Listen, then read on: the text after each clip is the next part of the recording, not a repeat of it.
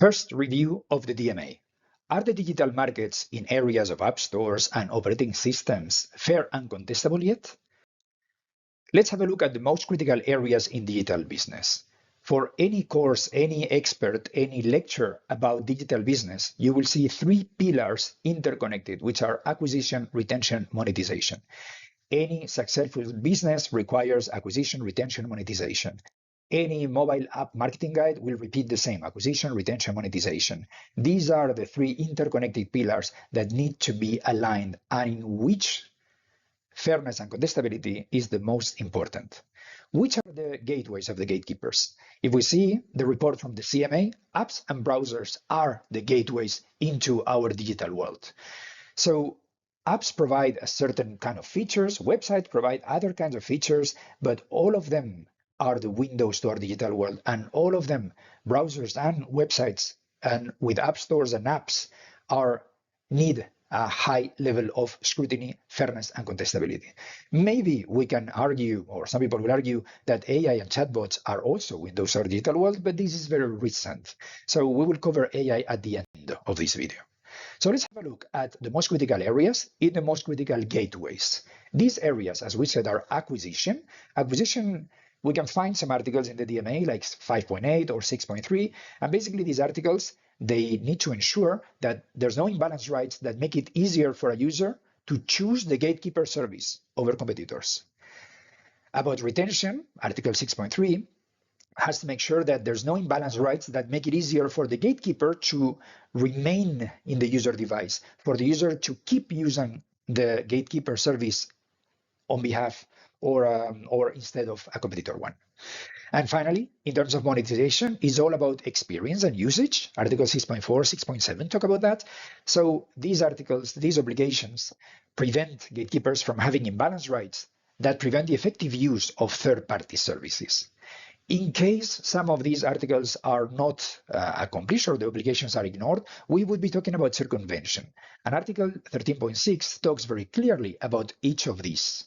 For example, if the free choice about any gatekeeper service is affected, or the decision-making is affected by the structure, the design, the function, the way that the gatekeeper services work or are presented compared to competitors, then this will be circumvention.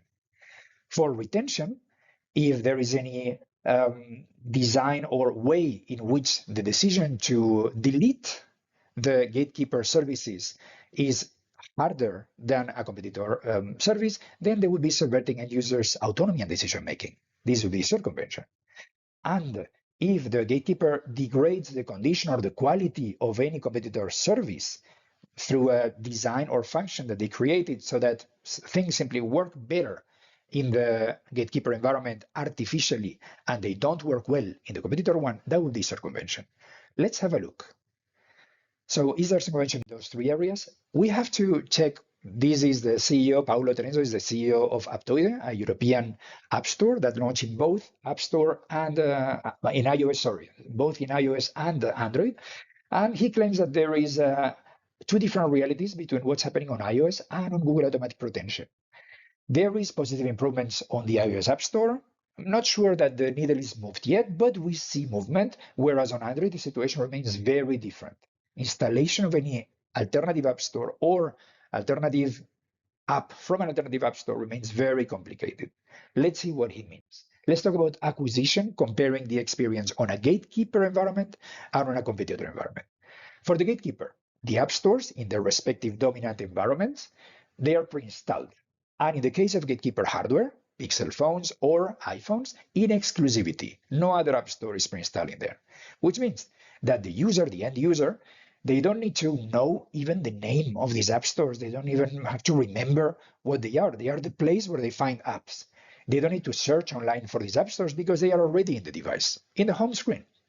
They don't need to download these app stores because they are already there when they open the phone. They don't need to change the device settings because these app stores have access to all the device settings they need without the user having to do anything. This is the gatekeeper experience. Now, if I want to use an alternative app store on an Android device, this is what I have to do. This is the experience. First, as a user, I need to open my browser and search for an alternative app store, if I know any. Because if I ask my father, okay, don't use this icon in here, try another app store, he wouldn't know where to start. So if you search online, okay, alternative app stores, you will see that it's quite exotic. What you find is not very intuitive, but let's say that you are tech savvy enough to find a website, let's say the Epic Games website, where you can find the Epic Games store, which is a safe one, at least, and it's a known one. So there's no security risk in there. Well, so the first thing you need to do is download something very complicated, 0.8.0 APK, download 1 APK. And there's two options, save to downloads or cancel. Let's say that you dare to save to downloads, then the operating system will trigger a warning saying, okay, this file might be harmful. It is not harmful. It's the official Epic Games store from the official Epic Games website. And it's not even proven that it's harmful. It just tells you that maybe this is harmful. Do you want to install it anyway? Well, you did step 1 and 2 for a reason, so I guess you want to install it anyway. So you can cancel or download anyway. If you click download anyway, it's not so easy. You need to change the device default settings. Those that are by default enabled for the competitor, for the Gatekeeper stores, but for competitor ones, allow installation of non-Google Play apps is off. So it means that as a user, if you don't know that these exist, where to find it in settings, this would block any installation. So by default, the operating system of Android prevents the installation of alternative app stores. Then you need to remember that it was stored in downloads, save to downloads. What is downloads? Where is it? Can you search it in your phone? Okay, these are other hurdles. But let's say you find your downloads folder, you find the complicated APK that you downloaded, and you click open. And then again, the operating system will ask you, hold on, are you sure? Do you want to install this app? You did only 6 steps for nothing. So this is another hurdle, another point that it's basically, okay, you're opening the file you want. Are you sure you want to do this? Cancel or install. And after all of those, finally, you are finally able to get the App Store installed. But of course, it's installed at the end behind all of the other apps that are already installed or pre-installed, which is basically the Gatekeeper apps. So these remain across all Android devices exclusively pre-installed. So as you can see, the difference in terms of design or function for a user to choosing this 1 click or these 7 clicks is not fair. The design in the way that users access app stores is not in any similar level, and this leads to the first conclusion. There is a big difference between them. Now, the second is once that you have the app store, let's see if you can get the apps easily. So in the Gatekeeper app store, which is like Google Play, you click install and that's it, it installs. Even if you close the store, even if you shut down your phone, the installation will happen. This is because there is certain exclusive rights like Android.permission install packages that are exclusively accessible by this store. Because if you try to do the Aptoide store I mentioned before, the third-party store, if you try to do the same, install the same app, it's equally safe, but from another app store, you need to do all of these steps. Click install, then download. If you close the store, probably the background optimization will stop the download. Then you click on, okay, go to settings, allow alternative app store installation. Then do you want to install it? Yes, install, and then you have it. Same app, 2 different stores. So as you can see, in total, the number of steps you have to do to obtain the same application from the Gatekeeper one or from an alternative one is very different. This leads to a possibility of circumvention. There is a disproportionate advantage that the Gatekeeper obtains via imbalanced rights in the structure, design, or function, subverting or affecting the user acquisition free choice. What is the problem source in here? 1, the bundle pre-install. The fact that the app stores are pre-installed by default, the Gatekeeper ones. And the Aptoide or Epic Games or others, they need to find their way through a very complicated way. This pre-install, as we will see later, has been already flagged in several court cases, but it still keeps happening in Europe. Second is a privileged system of rights. This is invisible to regulators, I understand, like the one I mentioned for Android install packages, but this is exclusive for the Gatekeeper. Only they have access to these kind of packages that basically change the experience or the installation rate for users. So there's one more factor that it's affecting Apple at the moment or iOS at the moment, and later apparently there's an idea about Android opening, which is the app notarization. Let's talk about which are the data collected through the Store API. For an app store or an app to be installed from an alternative source, they need to install this store API. So Apple tells you that developers using external payments must integrate the external API to report transactions. So this includes these APIs that Apple allows or forces developers to integrate and app stores to integrate. They include purchase details, transaction status, and other data needed for Apple to process every verify external payments. Everything happening in terms of payments and transactions and other data in general, data regarding competitor app stores and competitor apps, Apple will have full visibility on that, and they will process it. How? Under which basis? Under GDPR? We don't know. Nobody knows, because this doesn't figure in the compliance report. Then the developers can access analytics reports via the App Store Connect API, the Store API. These reports provide performance data such as downloads, sales, and usage patterns, and monitor the app's performance across different distribution channels, including third-party app stores. What it means is that Apple has full visibility of all of this data happening in their competitor app stores. So the notarization basically has legalized industrial espionage. Apple has full visibility legally, as long as this continues without being sanctions or banned, to have unilateral visibility of all their competitor app store performance, all the critical patterns and data about anything happening in alternative stores. Plus, as I said, there's no clear usage or storage or minimization of this data, as Article 5.2 would demand. We don't know if they combine them with other things. They are supposed not to, but in the compliance reports, it doesn't say anything. So when we are asked, now when Google is planning to do a similar notarization system, what do we think about it?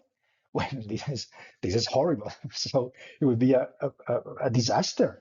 Notarization automatic security systems, they are okay per se, but only if they are managed by neutral fair entities, not by gatekeepers. If you give this kind of power to a gatekeeper, they have unlimited excuse to block anything that under their subjective opinion should not be there, including competitor app stores that become successful, etc. So yes, this is a dangerous point. Now, how to improve this acquisition gap that we saw in the Preinstall? So we are seeing cases recently that are appealed, and there are some decisions about it in which that they talk about bundling pre-installed apps. That's what we just saw, the pre-installed of basically iOS pre-installed with Apple App Store. Android, Google Android version, pre-installed with Google Play and Google Play services. So this is an anti-competitive effort to squeeze out rivals. That was the sentence of the case.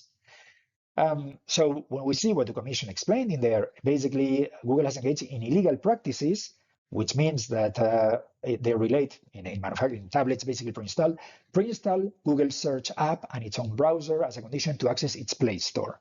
So bundle the access, the use, the registration, however you want to call it, of different core platform services together. So Google was required to stop and not re-engage in any of these practices again, or anything that would have the same effect. This was the case of Android 2018. We see Advocate General Julian Cocotte that says that basically the pre-installation confers an advantage over any competing app. So in terms of fairness and contestability, you have an answer. And manufacturers, basically, they are forced to pre-install certain Google apps in exchange for access to Play Store. Again, the Play Store we saw. This is what the problem happens. It's interesting that the DMA says on Article 5.8 that the gatekeeper shall not require business users or end users to subscribe to or register with or any further core platform service as a condition from being able to use or access or sign up or registering or using Google Play. So the DMA is repeating the same that is repeating, and still, in every iPhone in the market, if you want to access the Apple App Store, you need to buy iOS. There's no other way to get it. There's no possibility other than pre-installed. For any Android device out there, Google Android device, it's the same. The Google Apps and Google Play are pre-installed as a bundle with the operating system. This is something looks off in here. So the proposal for this is a delegated act to make a small interpretation of Article 5.8 of an obligation. You don't change the obligation. You don't have to make it bigger, just to change the add subscribe to register with gatekeeper shall not require businesses to access or accept or install or use any corporate service as a condition to access another. So if you want to access the Google Play Store, it cannot be through the condition of buying the license of the Google Android OS. If you want to access Google Play services, it cannot be linked to the condition of having Google Play Store. These are independent, designated corporate services, and they cannot be bound or tied as a condition together. Otherwise, we'll have the situation that we see created by the CMA of all of these, the result of this Android case, in which, yes, we had a combined agreement. Now we have two different agreements, the IMADA solution and the RSA, but in the end, the situation hasn't changed a bit. It's interesting to see the German cartel talking about the significance and prohibiting practices such as self-preferencing, pre-installation, or default settings of its own offers. So this is something that Europe is already considering, but we don't see an investigation opened yet about this, neither for Apple or from Google, from the Commission on the DMA. So the purpose of this delegated act that we propose is to prevent the non-compliant excuses, such as what we have seen, the gatekeepers we have heard in the compliance report, saying that, oh, no, but users don't need to subscribe or register to the Play Store to access Play services. No, but you need, if you don't have one, you cannot have the other. So don't let them play with these words and add a broader sense. Second, you would prevent splitting agreements into sub-agreements that keep all the Gatekeeper app bundle pre-installed, which is what we saw in here. And finally, the App Store is essential for the phone to be operational. Yes, that's what the Gatekeeper says. No, the App Store has to be there from the start. Yes, also the browser, but it doesn't need to be the Gatekeeper App Store. There is a browser choice. So we can talk about this soon. Why not an App Store choice? So the second one is the Delegated Act for a small interpretation of Article 5.3, which is exactly what we said, the browser choice. So at the moment, we have that users can technically enable, easily change default settings of operating system, virtual assistant. Let's add online intermediation services and web browser. So this means that the gatekeeper has to, when prompting end users, at the moment of users' first use of an online search engine, virtual assistant, online intermediation services, open a choice screen in which you can choose your online search engine, virtual assistant, online intervention services. So basically, we can see what's happening with browser. Firefox increased its market share in Europe thanks to the Digital Market Act. We can see that there's browsers growing market share thanks to that, but there's no app stores growing any market share. That's what Aptoide was saying. That's what Epic will say. That's what any other app store will say. They cannot grow because this is still not happening. The default choice of App Store in any Android phone, in any iOS phone, is the Gatekeeper App Store. So the choice screen has to change, has to include app stores. Also, as we saw from the CMA, browsers and app stores are the gateways to the digital world. If you open the choice of browsers, but you keep the pre-installed Gatekeeper App Store as a unique option, you are blocking one of the gateways only in favor of the gatekeeper. So the purpose of this delegated act is to ensure consistency between the precedent browser and search engine choice that exists in Article 6.3 and the app stores, because these are all digital gateways. Otherwise, there is a lack of consistency in the DMA for these very similar corporate phone services. This delegated act also wants to provide the users with a fully functional device out of the box. Yes, you will have browser, search engine, and app store, but neither of them will be the gatekeeper one by default. A third one, you will reduce the network and lock-in effects caused by the exclusive access to the Gatekeeper app stores through the Preinstall. Many of the issues that you see about core technology fees or lack of possibility to advertise your own offers and so on is because there is no other choice. The reason why apps like Spotify keep distributing in the Apple App Store, even though they are clearly not happy about it, is because they don't have a choice. They are a hostage inside iPhones because there's no way to maintain their business other than with this pre-installed app store. This is the way to open democracy or contestability in a digital app store. Now when we asked the Commission why not including App Store choice screen in the DMA, why this hasn't been done yet, the answer that we got is that because there are no viable app stores on iOS. The thing is, this is a chicken and egg situation. Obviously, there is no viable app stores in a market in which there is no business opportunity because there's such a big imbalance in user acquisition. But I assure you, and you will see that by yourself, as soon as the Commission or Apple announces that App Store choice screen will apply, and that people, upon opening the iPhone, can select multiple app stores. The Apple App Store, maybe, yes, but maybe others also. Developers will start investing on viable app stores. And also you can do the test easily because you can start with Android. On Android, there are viable alternative app stores. There is a Samsung Galaxy Store, Aptoide, Epic, F-Droid. These are viable and secure app stores. So the App Store choice screen could start with Android, while on iOS it gets prepared. Yes? So we looked at acquisition. Now the second dimension was retention. Yes, avoid user leaving. There's a metric called churn, which basically measures how long you can retain the user in your service. Here, this obligation, 6.3, is about making sure that the gatekeeper doesn't have a privileged way to keep the users compared to competitor apps. So let's see how the gatekeeper can retain a user. So first of all, if you go to Google Play Services or Google Play Store, it doesn't matter because both of them behave the same. Google will allow you to disable, not delete.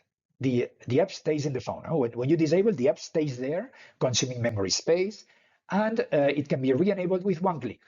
And the app will keep all the user data, which means that at the moment of re-enabling it, it's fully functional with one click.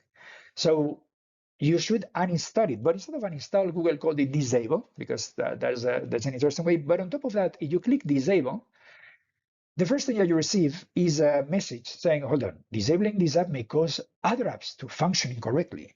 So you receive a warning saying, okay, if you disable this, then problems will happen. And you can cancel or disable the app anyway. And as soon as you disable the app, you receive a push notification warning saying, giving you the order, enable Google Play Services with a triangle here, a warning, enable it. Because Google won't work unless you enable Google Play Services. What does it mean, Google won't work? It means that the CEO of Google will not go to work that day. It means that the websites, your browser will not be able to browse on Google anymore. What does it mean? If you disable Google Play Services, Google won't work. This seems like a very severe warning about, your phone will die if you don't. No, it's not exactly that. The world doesn't end if you disable it. There will be some apps that stop working, and that's another issue. But no, why this warning? I decided to disable something. So as soon as these CPS are disabled, Google sends an inaccurate warning message that Google won't work, instructed to enable it again. Enable. Let's look at iOS. On iOS, when you click on the App Store in order to uninstall it, there is a rollout menu in which there are several things you can do. And the last one of all is delete the app. This one, delete app. When you click on delete the app, you also get a warning message saying, well, if you delete the App Store, 285 apps you will not be able to update them from the App Store, and you will not be able to use things of the App Store. So there's a warning here, another triangle saying, careful. And then both of them, this is the interesting part of disabling them. With Google Play Store, once that you have disabled it, you can enable with one click. And with the App Store, when you have deleted it, you can restore with one click. There is one click of, okay, sorry, I want to go back. And with one click, everything is about to Preinstall. So like nothing happened, one click, okay? So Apple allows to delete the Apple App Store, which is better than what Google does, because it means that the App Store will not consume device memory. It will be really removed from the phone. But it shows the same warning screen. And both Apple and Google allow to re-enable it with one click. Now let's see the competitor ones. If you try to uninstall a competitor app, first of all, you will get the uninstall button. So not disable, uninstall. So Google allows you to uninstall. If you are trying to uninstall a Google app, you will get one word. If you're trying to uninstall a competitor app or App Store, you get a different word. For some reason, Google thinks that this is fair. So this uninstall is not disabled like Google does. This means the total deletion of this app from the phone without the user collected data. This doesn't consume memory. This is totally deleted from the phone. On Apple, it's interesting because Apple allows to delete a third-party app store exactly the same as the App Store. So you can delete the Apple App Store, you can delete the competitor App Store. But the design of the menu, in the case of Apple, when you open, the last option is delete the app. In an alternative App Store, the first one is remove the app. So it is a subtle change, but it is a change. Why on Apple is the last option and on the computer one is the first option? I don't know, but I'm not sure this was a random decision. And once you click on that, you don't get any warning message. When you click on the Remove App Store, alternative one, you get, oh, you want to remove it, so you can remove from the home screen or delete the app marketplace completely. There's no warning about, oh, hold on, but if you do this, you will not be able to enjoy all the other things or update the apps download. No. So the warning only applies to those. And if you want to re-enable again the alternative app store, once that you deleted it after uninstalling the third-party app store from either Apple or Google ecosystems, you don't have to go through the whole search, download, find, all the steps that we showed in here, all the hurdles, not like one button. So there are different things that we see as a problem in here. So this is circumvention, again, as far as we see that, because via unbalanced rights, you are subverting the decision-making of users to keep using one or the other. You have disable for Gatekeeper and delete for competitors. You have one-click easy reinstall for Gatekeepers exclusively. Competitors, they don't have that. One click and the app store is back. And you have the discouraging warning messaging in favor of Gatekeeper exclusively. If you try to uninstall another app store, you don't get the warnings. So this is unfair design screens.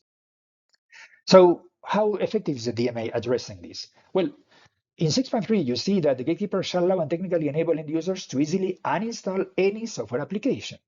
And yet the Gatekeeper allows to disable an easy reinstall. Computers cannot delete and no easy reinstall. So there is not much fairness in what this obligation was indicating. So what we propose is a delegated act adding a couple of precisions to what exists already.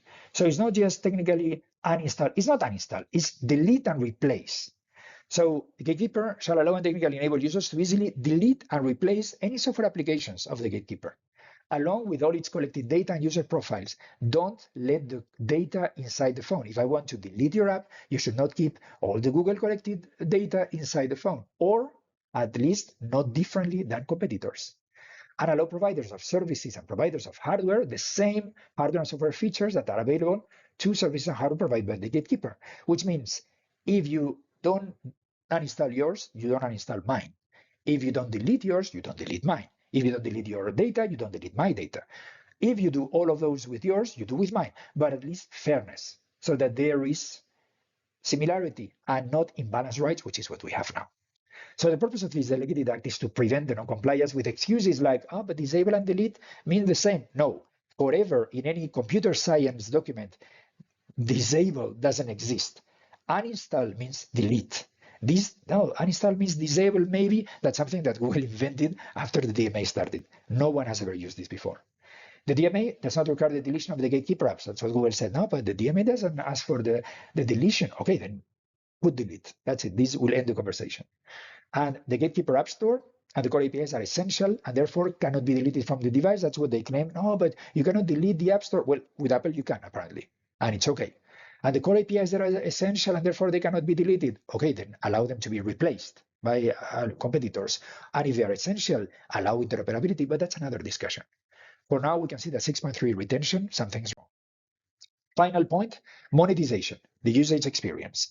If I'm going to show you what is the experience when you have a device that is a Google Android version phone from a manufacturer called Honor. But this could be replicated with a Samsung phone, with a Xiaomi phone, any of the manufacturers of devices that pay the Preinstall agreement to Google.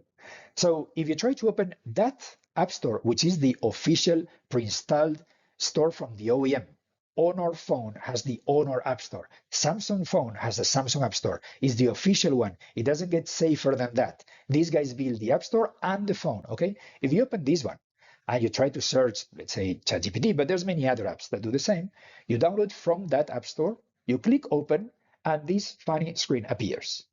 Now, get this. Play Store will tell you, get this app from Play, signed by Google Play.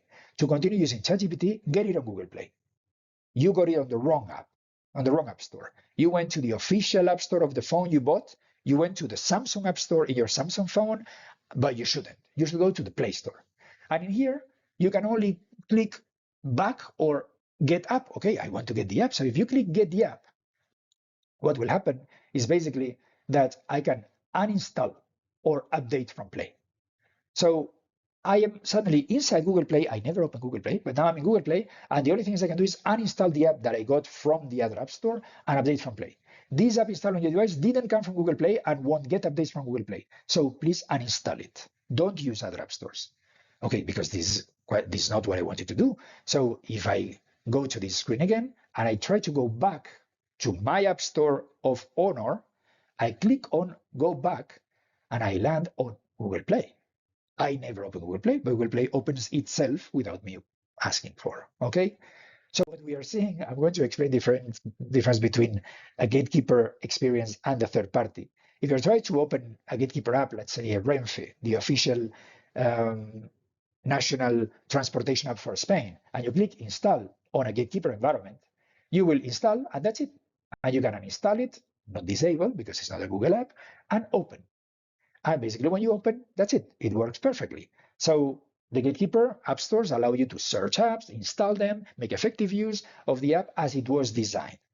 Now I'll try to find the same app in an alternative app store. And that's what I get. To continue using Renfe, get it on Google Play. Google will block the same app. It's the same app name. It's not a dodgy security. No, the same official Spain government national train transportation service. If it's downloaded or sideloaded from sources other than Google Play, it forces users to uninstall the app and install it from Google Play instead. On Apple, it's interesting because Apple allows to install third-party app stores, but it shows unnecessary warnings saying that Apple App Store feature would not be available in this store if you install others like, I don't know, Aptoide, you will not have the Apple App Store features inside the store. That is absurd. It's like saying, oh, you bought a Mercedes, then you will not have the Audi technology in it. Well, obviously, because I chose another brand. So these kind of warnings are unnecessary. And finally, if you try to run, for whatever reason, you're able to bypass these because the app didn't integrate Play Integrity or Play Protect doesn't trigger the control that makes this happen. By the way, this started in May 2025. Then Google Play services, in absence of them, will not allow the app to run. Uber will not run without Play services, which are not supported by your device, GPS issues, all of this caused by Google Play services. So apps that manage to get through the Play Store block caused by Play Integrity, etc., cannot be used effectively as they were designed in absence of Google Play Services core APIs. These ones are only accessible, guess how? Through the bundle Preinstall. So if you didn't accept the bundle Preinstall with all of the Google apps in there, your apps will not work. So there's multiple circumventions in here. These basically, the Gatekeeper is degrading the quality of alternative services using their own mechanics like Play Integrity, Play Protect, etc., which affects the user monetization, which gives lack of fairness and contestability in user experience and monetization. So the problem source, first is the unjustified security blocks, the systematic Play Integrity block of safe apps just because they come from non-Google Play. And then the OS core APIs, Play Services exclusivity, accessible only to gatekeepers. Play Services is only accessible to platforms that paid the Preinstall agreement, plus warnings, system rights, all already mentioned previously. Okay, so how is this working with the DMA? How the DMA works with monetization? First of all, you can see that basically in June this year, right, well after the DMA started, Google is restricting Android sideloading. Remember when Google was claiming, oh, but we allow sideload and Apple doesn't, and we are much better at complying? Well, now they are restricting sideloading, apparently. You see articles, is Android sideloading dead from July this year? Yes. Google has new Play Integrity API, which is what we saw. Get this app from Google Play. So basically, if another app store attempts to update content that was initially downloaded from Google Play, you may receive a warning of such updates, that update may be blocked. This is what Google tells, but it's not true, because Renfe was not downloaded from Google Play originally. The ChatGPT app that I showed you was not downloaded from Google Play. So it's not about preserving the source of original source. No. It will be blocked directly. So I will explain why. This implies that Google Play enforces its security features by warning users or blocking if apps are installed or updated from alternative app stores from outside Google Play. And that's how Google explains it in their own conference, the Google I/O. They said, okay, automatic protection. This under protection can defend against modification or redistribution, and anti-tamper protection is the same app. There's no tampering in the apps that you saw. Oh, this is great for Play partners. So Google incentivizes the use of this particle. Now let's see Article 6.4, what is the circumvention? So gatekeepers have to allow and technically enable the installation and effective use of third-party software applications. For example, ChatGPT from the Honor Store. But in reality, Google publicly announced that Google Play Integrity will systematically discriminate app stores competing with Google Play Store. That's what it does, systematic discrimination. That's how Google presents Google Play Integrity in their website. Play Integrity protects your apps and games from potentially risky and fraudulent interactions. Like what? Like downloading the official Renfe app from an official app store? This Google Play Integrity ensures that your users experience your app as you intend. Do you think that Renfe or ChatGPT intended to have a block saying, get this from Play Store only? I don't think so. That's why when we asked how to avoid Play Integrity to block my app, let's say Renfe doesn't want that screen because it's a horrible screen for experience of users. How to block? There is no official Google documentation telling developers how to avoid the block. No, the API is specifically designed to detect and reject devices that are not genuine Android devices. So as a developer, you cannot prevent this from happening. Play Integrity will block your app no matter what you do as a developer if a user opens it from any source that is not Google Play Store or in a device that is not Google Android certified. If a device is running a non-Google certified USP like LineageOS or EOS without microG or Chinese fork or whatever, the Play Integrity API will generally fail the integrity check, which is the intended behavior of the system. It was designed to block everybody. So you can see how Google explains what is Play Integrity. Google misleads developer by telling them that Play Integrity keeps their app safe from malicious attacks. The reality is that it systematically blocks non-malicious use of the app from non-malicious sources. So you can see in Article 6.4, there's another section that says that basically gatekeepers shall not prevent a strictly unnecessary, unproportionate measures to do not endanger the integrity on hardware. Installing the official Renfe app from an official OEM app store does not endanger anything.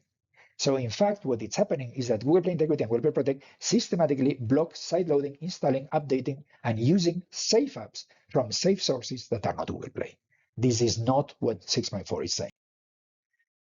And we continue. This is important. So the German cartel was explaining that basically they may prohibit any solution that gatekeepers implement that impedes competitor access to interfaces or apps from working well. That's when we come to the very interesting case of Epic versus Google in the US, when suddenly Google has to open the App Store to rivals. Why they decided to do that? Why suddenly this is a very strong measure? And we were, from alternative app stores, very happy to see that.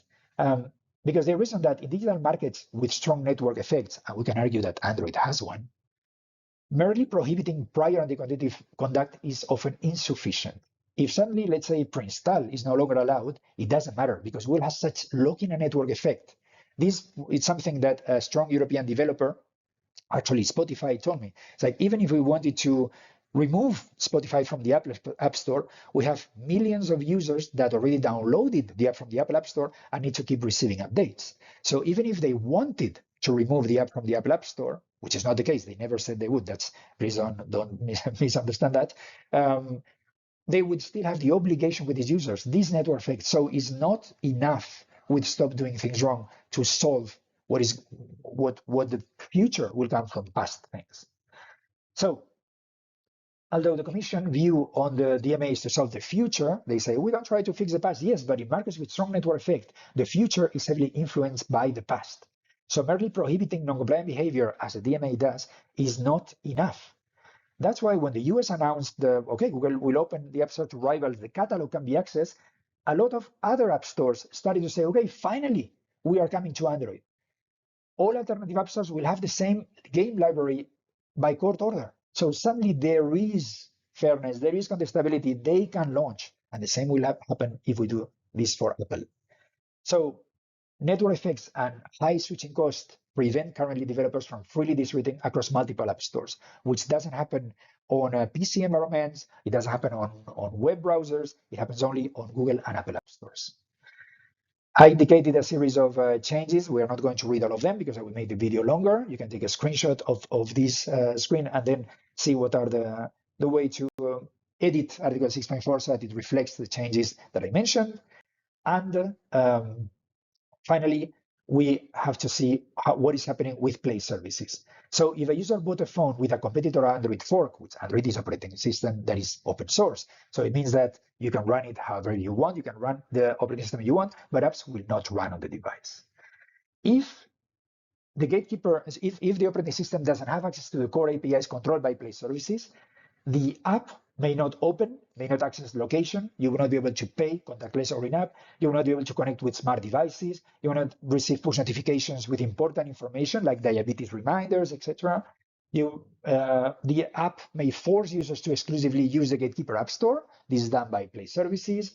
The gatekeepers will restrict competitor APIs like third-party billing or account login because they will say, oh, this is security, privacy, and justify. Okay, then suddenly the apps cannot log in with their own system.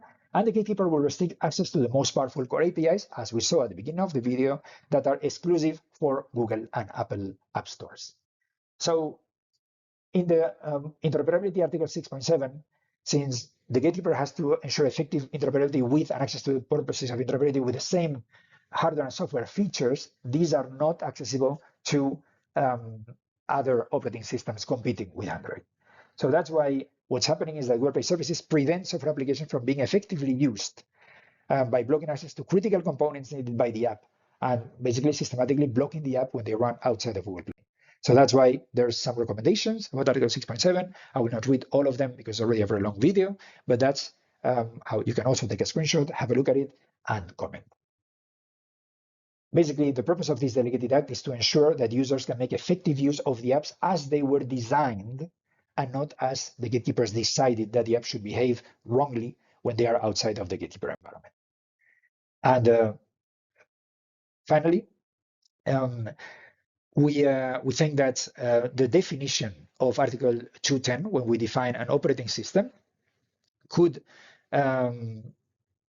be increased following the designation of Google Play services that the Commission released on the designation of Android OS, in a way that the operating system's definition includes any middleware API and digital component that contribute to controlling basic and advanced functions of the software application installed on the operating system, required to ensure fully and effective function of such software applications and digital services running on compatible operating systems. This sentence is basically what the Commission explained, but we see that Google has not fully understood, and they keep saying, oh, we don't see any middleware. Well, okay, this is how you explain what Play Services is part of Android. The purpose of this delegated act is to prevent the non-compliance with excuses such as, oh, we didn't find any middleware, as I said, or Google Play Services is a combination of critical APIs and non-critical ones. It doesn't matter. The critical ones have to be interoperable, and the non-critical ones have to be deleted and replaced. Google Play Services are protected and by commercial agreements, and then we cannot change them. Well, this is the bundle Preinstall. Yes, this is also a problem. So all of them are problems. Okay. With that, we only have the last point, which is the AI. AI is making the most critical areas even more critical. You saw recently Google announcing Google Nano Banana, but they released yesterday, actually, or 2 days ago, the announcement of an AI control code revision tool that may be accessible for open source developers. It doesn't matter. In acquisition, if we allow AI to combine with existing core platform services without being regulated by the DMA, you will increase the already very high barriers for competitors. So new entrants need to develop competitive AI models with very high infrastructure cost. Otherwise, you will not be able to have the same functionalities in the apps. And it will add a lot of regulatory complexity. Because let's say that you designated Google Maps, but in the future, Google runs maps through Gemini. You don't need to open Google Maps anymore. Then what? Then the obligations of Google Maps do not apply anymore because Google Maps has disappeared. Let's say that they use an AI and they don't put a name to it, or I mean that people don't know, like DeepMind, or like the Google Core Nano SDK that is part of Android. These are not even spoken because it's not a chatbot like ChatGPT or like Gemini itself or like Perplexity. So there are nuances in AI in general that cannot be just ignored by the DMA. In terms of retention, the AI will give exclusive access to data, reinforcing a loop that basically will feed, because if the DMA is not it doesn't control AI, all the data collected by AI can be fed into the services. There will be stronger locking effects because there will be exclusive capabilities enabled by the exclusive AI owned by the gatekeepers, and there will be obviously amplified network effects caused by the same thing. So the more locked you are in the use of an app that requires a specific AI that is not available or interoperable with anything, the less you can switch to another app. And finally, monetization, you will have enhanced user engagement because you will have much more personalized data-driven intelligent search results thanks to AI, exclusive monetization opportunities. You will have a paralleled way to combine services through AI. In Google Maps, buy a ticket for the cinema. In YouTube, buy content from the Google Play Store, etc. And integrated cross-promotion, you would bundle even more things under, let's say that the Preinstall agreement disappears and the AI combines and bundles all the corporate services together, and you only Preinstall the AI agent of Google. So suddenly you would be even more difficult to regulate unless you start preparing it now. That's why we think that Article 2.6, the definition of online search engine, could include other areas, especially because it's meant to be technology neutral, so that you can include AI in there. It was a long video. Thank you for all those who made it until here. And if you had any questions, you know where to find the experts in the European industry. Thank you very much, and we hope that this was useful and insightful. Thank you. Bye-bye.